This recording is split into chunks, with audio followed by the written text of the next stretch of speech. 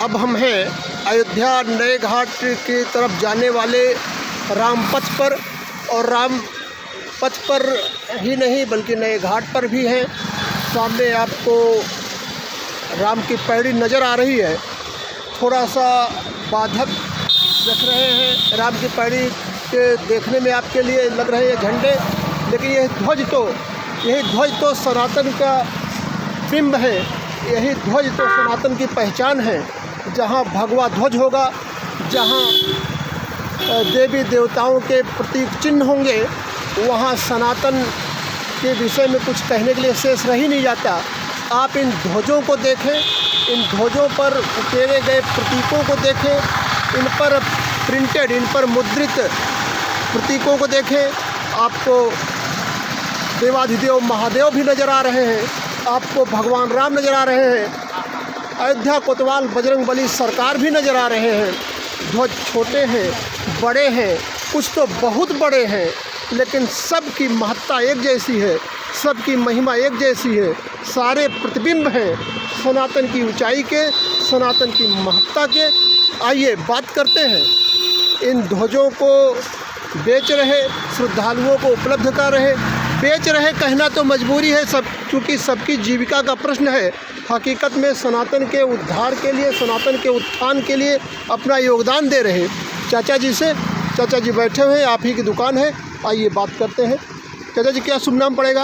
हमारा नाम बंसीलाल गुप्ता है। बंसीलाल गुप्ता जी, मूल निवास कहाँ है चाचा जी? हम तो फैजाबाद के रहने अच्छा, आप वाले हैं। स्थानीय हैं, और कितने वर्षों से यह काम कर रहे हैं? हमको हो गया 2 साल हो गया इस धंधे को बेचते। 2 साल। तो हमारे अलावा यहाँ कोई बेचता नहीं था जी। आज 8 दुकानें हैं। अच्छा, शुरुआत आपने करी, हाँ। अब धीरे धीरे तमाम और लोग आते गए। चलिए अच्छी बात है कि मैं अकेला ही चला था जानबे मंजिल, मगर लोग आते ही गए और कारवां बसता गया। सबकी रोजी रोटी का प्रश्न है, सब सनातन के उत्थान में लगे हैं। आपके बारे में कहा जाता है कि आपने अयोध्या के महात्म्य पे, योगी मोदी जी के महात्म्य पे कविता के रूप में, काव्य के रूप में आप कुछ कहते बताते रहते हैं। फिलहाल 2 लाइन लोकसभा टीवी के दर्शकों के लिए बताएं कुछ अयोध्या के महात्म्य पे आपके क्या विचार हैं? अयोध्या के मार्ग में ये पहले बहुत ही बदलाव आ गया है जी। हाँ, पहले अयोध्या थी, वीरान थी, कोई जानता नहीं था। जी। मगर ये जब से ढांचा गिरा है जी। तब से पूरा अयोध्या विश्व भर में मशहूर है। जी। आज अयोध्या की वो छटाएँ हैं जी। जो 10 साल पहले कोई आया रहा होगा, वो आज आएगा पहचान नहीं पाएगा। एक नई अयोध्या बन गई और बनती ही जा रही है। अच्छा, आप तो स्थानीय हैं, आप यहीं के हैं, अयोध्यावासी हैं। अयोध्या जितना पूजनीय तो अयोध्या का कण-कण है, प्राणी है।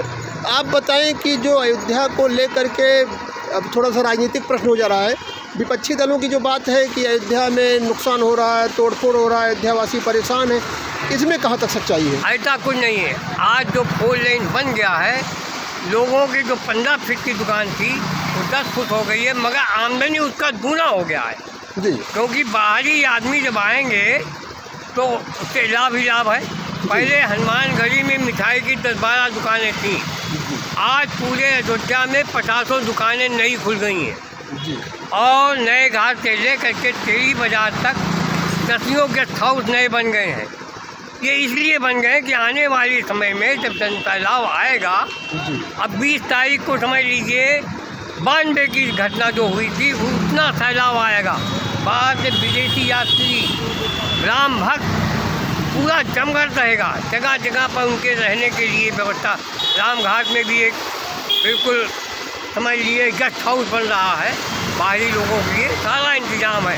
किसी कोई भी आवे, कोई दिक्कत अयोध्या में उसको नहीं होगा। आपके कहने के हिसाब से ये सिर्फ अफवाह है, अयोध्या निहाल है? नहीं, अफवाह नहीं है ये, अयोध्या निहाल है। हाँ, हकीकत है। अयोध्या निहाल है, हाँ। मतलब विपक्ष अफवाह फैला रहा है। अफवाह फैला रहा है। विपक्ष को क्या करना है? ऐसा कौन सा व्यक्ति है मोदी के समान जो देश को चला सके? जी। आज रस लगाए बैठे हैं विपक्षी, मोदी हटाओ, मोदी हटाओ। अरे मोदी में क्या कमी है? अच्छा गुप्ता जी, ये बताइए कि लोग कहते हैं भाई हमको, अब जो विपक्ष जो पहले मंदिर का विरोध करते थे, अब उनको न्योता चाहिए, वो कह रहे हमको न्योता नहीं मिला, भाई हमको हम तुमको न्योता क्यों दे? तुमने गोली चलवाई है, कितने लोग शहीद हो गए, जी। तो हम तुमको न्योता क्यों दें? न्योता तो सबके लिए भगवान का दरबार वो सबके लिए खुला है। जैसे चंपत राय जी का कहना है भाई हम न्योता क्यों दीजिए, हमें मालूम है तुम्हारे अंदर आस्था ही नहीं है। आस्था नहीं तो आज स्वामी प्रसाद मौर्य ने कल टीवी में क्या बोला जी, है? वो कहते हैं हिंदू का कोई महत्व ही नहीं है। जब लगातार अनाप शनाप बकते रहते हैं बकते रहते तो हिंदू नहीं है तो मुसलमान हो जाओ। जी आज हिंदुओं का हिंदुस्तान में जो बातें हैं कभी हिंदू एक नहीं हुई, जी जी क्योंकि हिंदू ही साले गद्दार हैं जी जो मुसलमानों का फेवर करते हैं। जी। आज वो चलिए। वोट की राजनीति उनकी है। चाचा जी एक बात बताएं कि आने वाले समय में आपको क्या लगता है कि 22 जनवरी के बाद अयोध्या में जो विकास हो रहा है या श्रद्धालुओं को जो आने का क्रम चलेगा उस हिसाब से अयोध्या तैयार हो गई है? बिल्कुल अयोध्या तैयार है, चाहे लाखों 50 लाख आदमी आ जाए, मगर अयोध्या के आंगन में सबके लिए जगह है। हाँ, उनके लिए जगह है। एक वक्त था जो महिलाएं अपने किचन में किसी को जाने नहीं देती थी, जी जिस वक्त ढांचा टूटा है वो महिलाओं ने अपने किचन खोल दिए, मकान खोल दिए, खाने पीने को कोई कमी थी ही नहीं। ये तो हमारी आंखों देखी है। जी हम भी अपने मोहल्ले में साहबगंज में पुलिस चौकी के पास दुर्गा मंदिर पे जी जी लिख कर दे रहे कार लोगों को भेज रहे थे तो क्या, और जब ढांचा टूट गया तो फोर्स वाले आ करके आक्रमण किए। हमने तहरी बनवा रखी थी, जी जी जब वो हाथ डाले तो उनको जल गया तो वो आए हमारे माइक को टूटा, मगर लालच तुम्हारे उस माँ को जिसने तुमको पैदा किया है, आज तुम उसी माँ के कोख से पैदा होकर के और तुम डालो कारतूकों को रोकने के लिए। ये दुर्भाग्य का समय है, जी। लानत है। तो हमने बहुत ललकारा था। अच्छा, तो अभी आप ये बताएं कि ये ध्वज बेचने का जो विचार आया मन में, ये ध्वज बेच करके और इस पर तो तमाम टाइप के लोग आते होंगे, मिलते होंगे, तो कैसा अनुभव, लोगों की क्या विचार है अयोध्या के बारे में? लोगों की क्या ऐसा विचार? है, जो भी व्यक्ति आता है जी। एक ध्वज अपनी बजट के हिसाब से ले जाता है। जी मैं बजट से भी हिसाब से बेचता हूँ और डेली अपनी कमाई का 25% दान खाते में लगाता हूँ। अगर मैंने 100 रुपया कमाया तो उतना हमने दान कर देता। कोई यात्री आया है पे उसका जेब कट गया, कुछ गया, भूखा है, उसको मैं रेलवे का टिकट खरीद कर दूंगा, पैसे नहीं दूंगा, और गाड़ी पे बैठा दूंगा।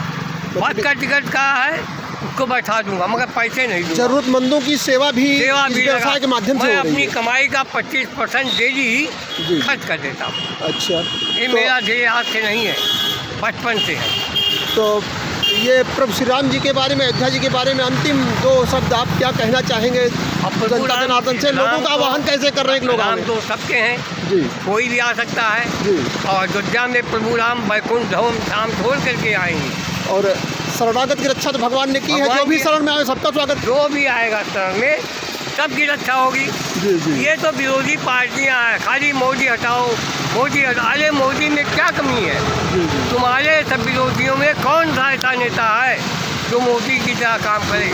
मोदी ने धारा 370-35 से हटाया है, तलाक का मुकदमा हटाया, राम मंदिर का निर्माण आज 500 साल पुराना था, मोदी ने अदालत के जरिए उसको सुलझा दिया।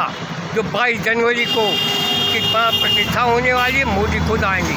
आज विरोधी पार्टियां कहते हैं मोदी कब गए, क्रिश्चियन में गए, श्रद्धालुओं के यहाँ गए, कहाँ नहीं जाते हैं। आज वो मंदिर में आते हैं तो उनको बगावत करते हो कि मंदिर जाते हैं। मंदिर क्यों न जाए? मंदिर तो सबका है। जी जी, वो भी हिंदू है, उनकी भी आस्था है। अच्छा है। जी जी आज उनकी आस्था थी जो 500 साल पुराना खंडार पाला था, आज राम मंदिर में तब्दील हो गया। जी। तो अच्छा, महाराज जी के बारे में, अपने योगी जी के बारे में कुछ कहें? योगी जी तो महान है। योगी ने तो अयोध्या को स्वर्ग बना दिया। जी जी आज अयोध्या देखने लायक हो गई है। राम की पानी में लेजर शो प्रतिदिन 6 बजे रहता है जी और पानी का बहाव इतना रहता है कि ये रुकता नहीं है। यात्री इसमें नहाते हैं, पानी इसमें घुटने तक है कि कोई डूबे डाबे ना। जी जी हाँ, मोदी तो समझ लो, अब उनको क्या कहें हम, वो भी एक भगवान के रूप में आए और अयोध्या का कायाकल्प कर दिया। अयोध्या वो अयोध्या है जिसको कभी सोच नहीं सकते थे। ठीक है महाराज, जी लोकसभा टीवी से बात करने के लिए बहुत बहुत धन्यवाद। जय श्री राम। जय